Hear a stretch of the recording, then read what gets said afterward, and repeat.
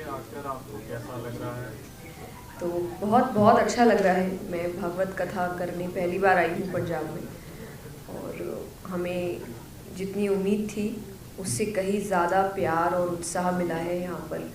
और रमन जी और उनकी पूरी टीम जो उनके साथ इस कार्यक्रम का जिन्होंने आयोजन किया, बहुत सुंदर तरीके से आयोजन किया, बहुत सुंदर तरीके से, किसी को कोई दिक्कत ना हो बैठने में, कथा सुनने में, हर तरीके से बहुत सुंदर रूप से ऑर्गेनाइज हुआ है।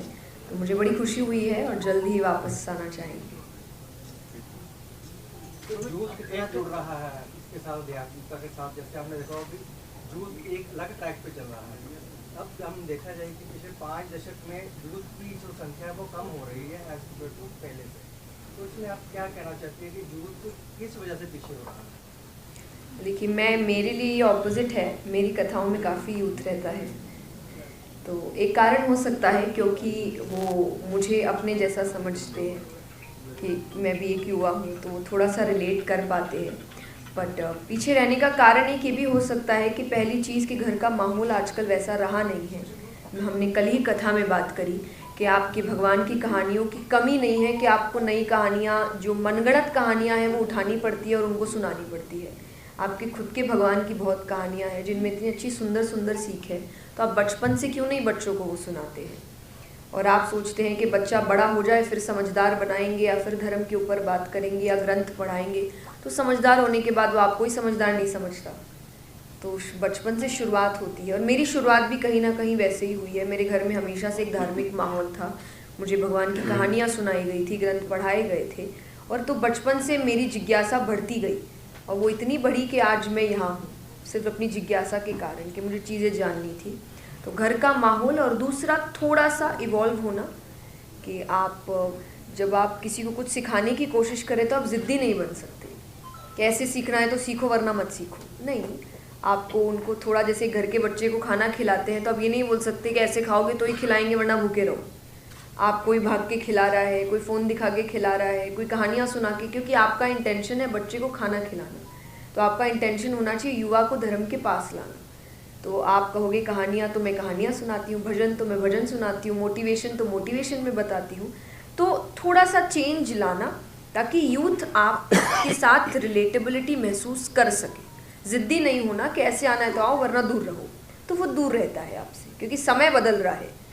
हर जगह एक ही चीज़ नहीं है, दुनिया बदल रही है, लोगों को बहुत एक्सपोजर्स मिल रहे हैं। उस वक्त ज़रूरी है कि आप धर्म को भी थोड़ा इवॉल्व करके उनके सामने लेकर आए। आपने 2020 में अपनी पोस्ट ग्रेजुएशन कंप्लीट की। 2020 में आपने पोस्ट ग्रेजुएशन मैंने सिर्फ ग्रेजुएशन की है। 20 में की है?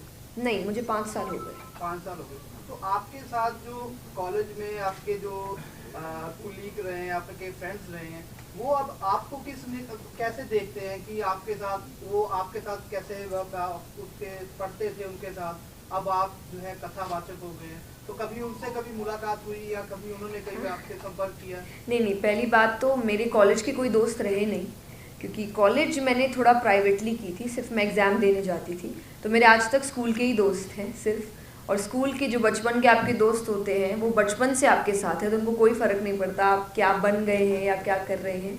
उनको अच्छा लगता है डेफिनेटली, और हम कभी नहीं, हम जब भी घर जाते हैं मैं उनसे मिलती हूँ, या वो जहाँ भी कहीं ना कहीं काम कर रहे हैं तो हम कोशिश करते हैं कि महीने में 1-2 बार तो हम मिल ही रहे एक दूसरे से। तो अच्छा लगता है, कोई बदलाव नहीं है, क्योंकि बचपन की दोस्ती में बदलाव आते नहीं हैं। देश में अगर हिंदुत्व की बात की जाती है तो क्या उस पर राजनीति होनी चाहिए? राजनीति के ऊपर देखिए मैं कुछ जानती नहीं, पर मैं ये कहूँगी कि राजनीति के ऊपर मैंने एक प्रसंग ज़रूर हमने बात करी थी कि राजनीति खराब नहीं है अगर कृष्ण सी करी जाए तो। हाँ जी, तो अगर उस पर भी अगर धर्म की बात हो रही है तो कृष्ण ने धर्म के लिए ही महाभारत में राजनीति करी थी। तो अगर आप कर भी रहे हैं तो कृष्ण सी करे, वो जो सीख देकर कर रहे करे तो अच्छा रहेगा। अगर उसके अगेंस्ट होकर करते हैं तो शायद चीज़ें खराब होती हैं। आपने कहा कि धर्म जरूरी है जी, तो हिंदुत्व की बात की जाती है कि धर्म रहेगा तो देश रहेगा, ऐसा कुछ बात कहा जाता है, तो कुछ लोग उस पर राजी, तो ऐसा सही है क्या? जो करते हैं आप, मतलब मुझे एग्जैक्टली बात पता होनी चाहिए। देश में समय में सनातन धर्म का प्रसार हिंदुस्तान में ज्यादा हुआ, बात न हुआ, तो आपको क्या लगता है कि वो हिंदू धर्म का जो सनातन धर्म है उसका प्रसार इतना ज्यादा हो रहा है, उसका इम्पैक्ट आप देख रहे हो कि लोगों में उसके प्रति दोबारा विश्वास आस्था सनातन धर्म के प्रति बढ़ती जाए? बढ़ती तो जा रही है डेफिनेटली, लेकिन मैं ये नहीं कहूँगी कि मुझे ऐसा लग रहा है कि कोई ड्रास्टिक चेंज। मुझे ऐसा लगता है कि भक्ति हमेशा से थी, अभी थोड़ा सा आप चीज़ों को समझ ज़्यादा रहे हैं, या आप अगर कुछ गलत हो रहा है तो आवाज़ उठाने की कोशिश कर रहे हैं, पर भक्ति हमेशा से थी। तो आई थिंक जागरूकता अभी ज़्यादा हो रही है, जानते हमेशा से थे, तो अच्छी बात है, चाहे अब वो कोई भी माध्यम हो सकता है। सनातन धर्म का प्रसार बढ़ता जा रहा है, जागरूकता बढ़ती जी, तो जया शर्मा की जया किशोरी तक का सफर कैसा रहा? सफ़र अच्छा रहा, बहुत मेहनती रहा, बहुत काम करना पड़ा, क्योंकि मैंने 2 जिंदगियां एक साथ जी है। अब मैं पूर्ण रूप से अध्यात्म में हूँ, पर ग्रेजुएशन तक मेरी 2 अलग ज़िंदगी चल रही थी। एक तरफ क्योंकि मैंने बीकॉम किया तो एक कॉमर्स की पढ़ाई होती थी, और एक तरफ आध्यात्म की, दोनों अलग दुनियाएं हैं। तो बहुत मेहनत लगी, बहुत परेशानी भी हुई, लेकिन ठीक है, अच्छी बात है। देश में धर्म को एक अलग परिभाषा दी जा रही है, राजनीतिक तौर से नहीं, मैं अलग बात करूंगा धर्म के रिलेटेड ही। कई प्रचारक, हिंदू प्रचारक ये कहते हैं कि सिर्फ हिंदुस्तान में हिंदू का ही प्रचार होना चाहिए। क्या आपको लगता है कि ऐसा प्रचार करना ठीक है? नहीं, तो मुझे नहीं पता ऐसा कौन कहते हैं, क्योंकि सनातन धर्म ही ये नहीं कहता। सनातन धर्म तो आप वासुदेव कुटुंबकम की बात करते हैं कि हम सब एक परिवार है और सब अपनी अपनी सोच लेकर। मैं हमेशा एक बात कहती हूँ, देखिए, इज्जत सबकी करिए, प्यार अपने से करिए, लेकिन इज्जत सबकी करिए। कि आप अगर किसी की एक सोच है तो मैं आपकी सोच की इज्जत करती हूँ, लेकिन मैं आपसे वही एक्सपेक्टेशन वापसी रखती हूँ कि आप मेरी सोच या मेरी भावना उसकी इज्जत करेंगे। तो ऐसे ही परिवार भी चलता है।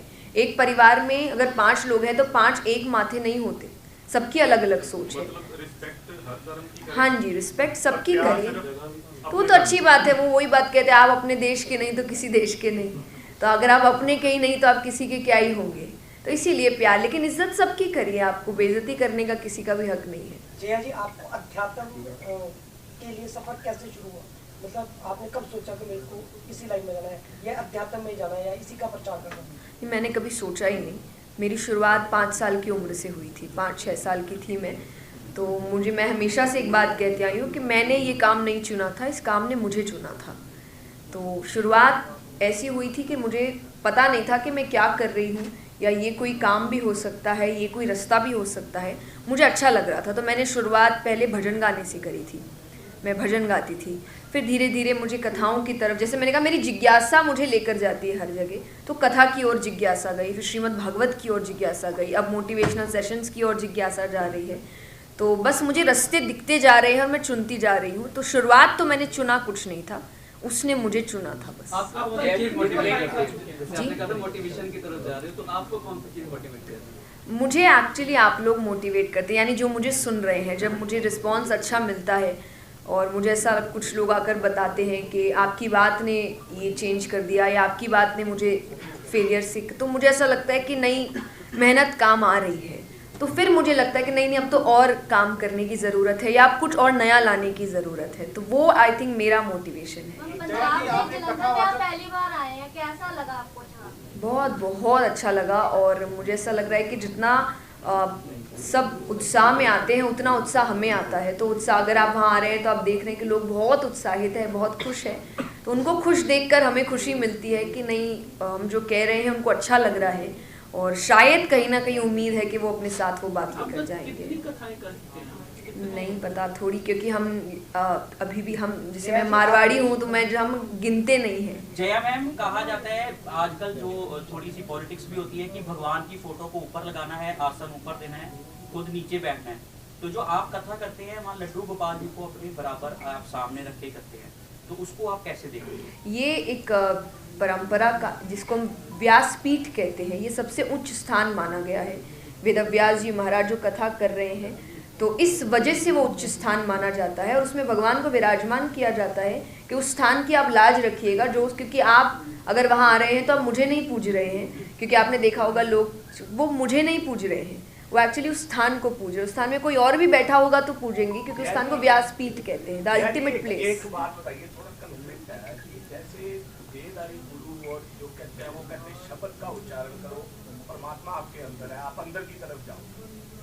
आप जो वहाँ पे रस बरसाते हो लोग अपनी भक्ति बाहर की तरफ करते हैं, तो ये ग्रंथों में भी लिखा हुआ है कि परमात्मा आपके अंदर है, यू हैव टू स्पिरिट। नहीं तो भक्ति रस भी लिखा हुआ है, बहुत रास्ते हैं भगवान को, नवदा भक्ति है, 9 तरीके हैं भगवान को प्राप्त करने के। आप अंदर से करिए, बाहर से करिए, साइड से करिए। वो हमेशा कहते हैं कि आप अपने आप को मेडिटेट करो, बंद कमरे में बैठो और शब्द का उच्चारण, लेकिन आप जो रस बरसाते हो वो करते हो मतलब जो है ओपन टू पब्लिक, कि आप अंदर से खुश होकर बाहर की तरफ। इन दोनों में डिफरेंस है, कंफ्लिक्ट। हाँ बिल्कुल है, जैसा मैंने, इसलिए मैं आपसे कह रही हूँ ना, डिफरेंस होगा ही, क्योंकि भगवान को प्राप्त करने का एक रास्ता नहीं है।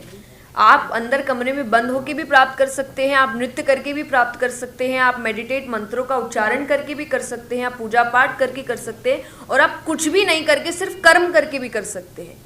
कि मैं पूजा पाठ में नहीं, मैं कर्म पर विश्वास रखता हूँ, वो भी भगवान को प्राप्त कर सकता है। तो रास्ते बहुत है, आपको एक रास्ता नहीं है। इसलिए मैंने कहा जिद्दी नहीं होना है कि ये है तो ही भगवान मिलेंगे। अरे बहुत रास्ते, 24 अवतार लिए भगवान ने। जया जी, धर्म की बात हो रही है हर तरफ, किसी एक धर्म की नहीं, हिंदू, सिख, मुस्लिम, ईसाई, सभी लोग धर्म की बात कर रहे हैं। क्या असल में जो हम लोगों में होनी चाहिए वो धर्म की बात आप देख रहे हैं? मैं आपका क्वेश्चन वैसे ठीक से समझी नहीं, पर अगर आप परिचय भी दीजिए, आप कौन से मीडिया ग्रुप से? परिचय भी दीजिए। लाइव पंजाबी टीवी से हूं मैं, चरणजीत जोगी मेरा नाम है। धर्म की बात बहुत जोर शोर से, धर्म की बात सभी करते हैं, हिंदू, मुस्लिम, सिख, ईसाई सभी करते हैं, अपने अपने तरीके से करना चाहिए। हमारा देश ही ऐसा है, सबको आजादी है। लेकिन जो धर्म का पाठ पढ़ाया जा रहा है, जो धर्म असल में है, जो धर्म की डेफिनेशन है, क्या वो हम लोगों में सभी में है? नहीं है, बिल्कुल अभी तो पूर्ण रूप से नहीं है, क्योंकि होती तो सब ठीक हो जाता। लेकिन ये जरूर है कि कोशिश आज हर कोई कर रहा है कि वो समझने की कोशिश करे। वही बात है, जैसा मैंने कहा कि आप सही रास्ता चुनिए। ऐसा नहीं है कि मैं ये कह दूं कि सब परफेक्ट है, फिर तो फिर किसी को कुछ सीखने की जरूरत ही नहीं है। पर ये जरूर है, कोशिश सब कर रहे हैं कि अपने अपने तरीके से धर्म को जान सके। हो सकता पर परफेक्ट बिल्कुल हो सकता है, क्यों नहीं हो सकता है? हर युग में होता आया है कि जो भी रास्ता आप चाहे अपने गुरु से समझिए, आप ग्रंथों से समझिए, आप जो भक्त बन चुके हैं उनसे समझिए, पर कोशिश। किशोरी शब्द है जी, थोड़ा सा इसके बारे में जानकारी। ये मेरे जो गुरुजी थे उन्होंने मेरा ये नाम रखा था, और ये नाम भी उन्होंने कोई ऐसा नहीं, क्योंकि उन्हें नहीं, मैं बहुत छोटी थी उस वक्त, बहुत छोटी, मतलब मैंने कुछ शुरू भी नहीं किया था। तो मैं, हाँ, मैं उनके घर जाती थी, और वो मतलब उस वक्त तो मैं कुछ सीखती भी नहीं थी, पर वो नाम से मैंने उनको अपना गुरु, मेरे पिता जाते थे, तो उन्होंने मुझे जैसे कहा कि जैसे लड़के को कान्हा कहा जाता है तो बेटी को राधा क्यों नहीं कहते, तो उन्होंने वो मुझे किशोरी बुलाते थे। जय जी, एक सिंपल प्रश्न है, बागेश्वर धाम के बारे में आजकल बहुत चर्चा होती नजर आ रही है।